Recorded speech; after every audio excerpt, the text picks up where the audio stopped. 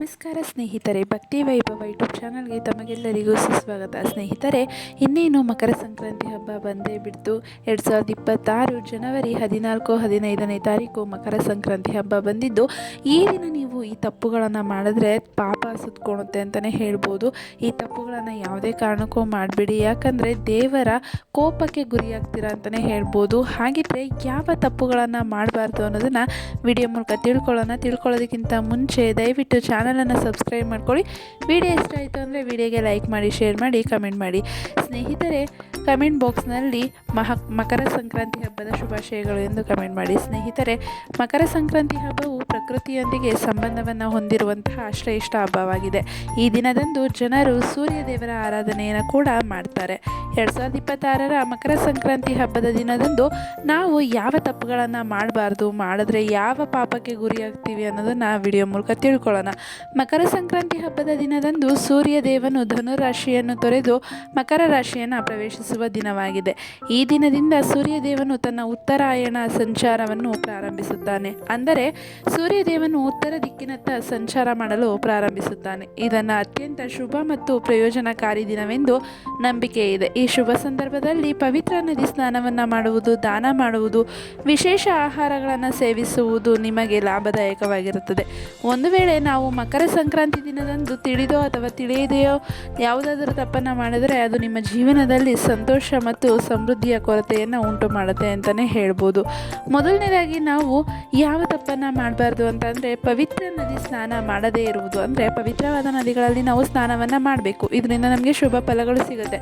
ಆದರೆ ಆ ದಿನ ಪವಿತ್ರ ನದಿ ಸ್ನಾನ ಮಾಡದೇ ಇರುವುದು ಒಂದು ಜನರು ಮುಂಜಾನೆ ಸೂರ್ಯೋದಯಕ್ಕಿಂತ ಮುನ್ನ ಎದ್ದು ಮಕರ ಸಂಕ್ರಾಂತಿ ಹಬ್ಬದ ದಿನದಂದು ಸ್ನಾನವನ್ನು ಮಾಡುವುದು ತುಂಬಾ ಶುಭವೆಂದು ಪರಿಗಣಿಸಲಾಗುತ್ತೆ ಅಂತಲೇ ಹೇಳ್ಬೋದು. ಈ ದಿನದಂದು ಸ್ನಾನ ಮಾಡದೆ ಯಾವುದೇ ಆಹಾರವನ್ನು ಸೇವಿಸುವುದು ನಿಷಿದ್ಧವೆಂದು ಪರಿಗಣಿಸಲಾಗುತ್ತದೆ. ಈ ದಿನ ಸ್ನಾನ ಮಾಡದೆ ಆಹಾರವನ್ನು ಸೇವಿಸೋದ್ರಿಂದ ಅವರ ವ್ಯಕ್ತಿತ್ವದ ಮೇಲೆ ಸೂರ್ಯನು ಕೆಟ್ಟ ಪ್ರಭಾವವನ್ನು ಬೀರುತ್ತಾನೆ.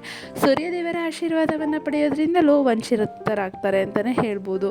ಇದಾದ ನಂತರ ನೀವು ಆಹಾರ ಪದ್ಧತಿಗೆ ಬಂದರೆ, ನೀವು ಈ ದಿನ ಸಾತ್ವಿಕ ಆಹಾರವನ್ನು ಮಾತ್ರ ಸೇವಿಸಬೇಕು. ಬೆಳ್ಳುಳ್ಳಿ, ಈರುಳ್ಳಿ, ಮಾಂಸ ಮತ್ತು ಮದ್ಯದಂತಹ ತಾಮಸಿಕ ಗುಣವುಳ್ಳ ಆಹಾರದ ಸೇವನೆಯನ್ನು ನಿಷೇಧಿಸಲಾಗಿದೆ. ಈ ದಿನ ನಿಮ್ಮ ಬಳಿ ವಿಶೇಷ ಖಾದ್ಯವನ್ನು ಸಿದ್ಧಪಡಿಸಲು ಸಾಧ್ಯವಾಗದೇ ಇದ್ದರೆ ಅಂತಹ ಸಂದರ್ಭದಲ್ಲಿ ಸರಳವಾಗಿ ಕಿಚಡಿಯನ್ನು ತಯಾರಿಸಿ ಸೇವಿಸುವುದು ಉತ್ತಮ ಅಂತಲೇ ಹೇಳ್ತಿದ್ದಾರೆ. ಈ ದಿನ ನಿಷೇಧಿತ ಆಹಾರವನ್ನು ಸೇವಿಸೋದ್ರಿಂದ ಕೌಟುಂಬಿಕ ಅಶಾಂತಿ ಉಂಟಾಗುತ್ತದೆ. ಇದು ನಿಮ್ಮ ಆರೋಗ್ಯದ ಮೇಲೂ ಕೆಟ್ಟ ಪರಿಣಾಮ ಬೀರುತ್ತೆ ಅಂತಲೇ ಹೇಳ್ತಿದ್ದಾರೆ. ಇದಾದ ನಂತರ ನೀವು ಇನ್ನೂ ಒಂದು ತಪ್ಪು ಅಂದರೆ ಸೂರ್ಯಾಸ್ತದ ನಂತರ ಆಹಾರ ಸೇವನೆ. ಅಂದರೆ ಮಕರ ಸಂಕ್ರಾಂತಿ ಹಬ್ಬದ ದಿನದಂದು ಸೂರ್ಯಾಸ್ತದ ನಂತರ ಕೂಡ ಆಹಾರವನ್ನು ಸೇವಿಸುವುದು ನಿಷಿದ್ಧವೆಂದು ಪರಿಗಣಿಸಲಾಗುತ್ತದೆ.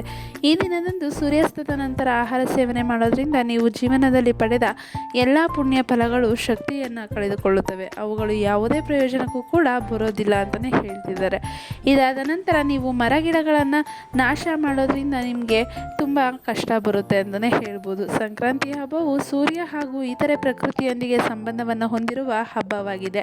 ಈ ಮಂಗಳಕರ ದಿನದಂದು ನೀವು ಮರಗಳನ್ನು ಅಥವಾ ಗಿಡಗಳನ್ನು ಕತ್ತರಿಸುವುದು, ಹೊಲದಲ್ಲಿನ ಬೆಳೆಯನ್ನು ಕಟಾವು ಮಾಡುವುದು ಸೂರ್ಯದೇವರ ಕೋಪಕ್ಕೆ ಗುರಿ ಮಾಡುತ್ತದೆ. ಈ ಕಾರಣಕ್ಕಾಗಿ ಅನೇಕ ರೈತರು ಈ ದಿನ ಕೊಯ್ಲು ಮಾಡುವುದನ್ನು ತಪ್ಪಿಸ್ತಾರೆ ಅಂತಲೇ ಹೇಳ್ಬೋದು. ಅದಾದ ನಂತರ ಈ ದಿನ ನೀವು ಉಗುರುಗಳನ್ನು ಅಥವಾ ಕೂದಲನ್ನು ಕಟ್ ಮಾಡೋದು ಅಂದರೆ ಕತ್ತರಿಸೋದು. ಅಂದರೆ ಮಕರ ಸಂಕ್ರಾಂತಿಯಂದು ಉಗುರುಗಳು ಅಥವಾ ಕೂದಲನ್ನು ಕತ್ತರಿಸುವುದನ್ನು ಅಶುಭವೆಂದು ಪರಿಗಣಿಸಲಾಗುತ್ತದೆ. ಹಾಗೆ ಮಾಡೋದ್ರಿಂದ ಮನೆಯಲ್ಲಿ ಶಾಂತಿ ಮತ್ತು ಸಂತೋಷದ ಕೊರತೆ ಉಂಟಾಗುತ್ತದೆ. ನಿಮ್ಮ ಕುಟುಂಬದಲ್ಲಿ ಯಾವಾಗಲೂ ವಾದ ವಿವಾದಗಳು, ಕಲಹಗಳು ಸೃಷ್ಟಿಯಾಗುತ್ತದೆ. ಆದ್ದರಿಂದ ಮಕರ ಸಂಕ್ರಾಂತಿ ಹಬ್ಬದ ಶುಭ ದಿನದಂದು ಇಂತಹ ತಪ್ಪನ್ನು ಮಾಡದೇ ಇರುವುದು ಒಳ್ಳೆಯದು ಅಂತಲೇ ಹೇಳ್ಬೋದು.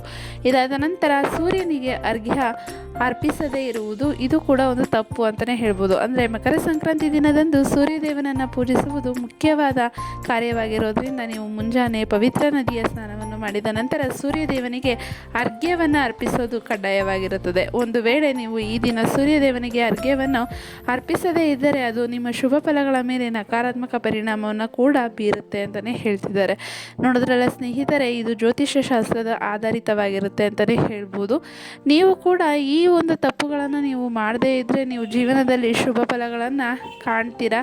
ಹಾಗೆ ನೀವು ಕೂಡ ಒಳ್ಳೆಯದನ್ನು ಬಯಸಬೇಕು ಅಂದರೆ ಈ ತಪ್ಪುಗಳನ್ನು ಮಾಡಬೇಡಿ ಅಂತ ವಿಡಿಯೋ ಮೂಲಕ ತಿಳಿಸ್ತಾ ಇದ್ದೀನಿ ಸ್ನೇಹಿತರೆ. ಈ ಒಂದು ಮಾಹಿತಿ ನಿಮಗೆ ಇಷ್ಟ ಆಗಿದೆ ಅಂತ ಅಂದ್ಕೊತೀನಿ. ಇಷ್ಟ ಆಗಿದ್ದರೆ ವಿಡಿಯೋಗೆ ಲೈಕ್ ಮಾಡಿ, ಶೇರ್ ಮಾಡಿ, ಕಮೆಂಟ್ ಮಾಡಿ. ಹಾಗೆ ದಯವಿಟ್ಟು ಚಾನಲನ್ನು ಸಬ್ಸ್ಕ್ರೈಬ್ ಮಾಡಿಕೊಡಿ. ವಿಡಿಯೋ ಇಷ್ಟ ಆಗಿದೆ ಅಂತ ಅಂದ್ಕೊತೀನಿ. ವಿಡಿಯೋ ವೀಕ್ಷಿಸಿದ್ದಕ್ಕಾಗಿ ಧನ್ಯವಾದಗಳು.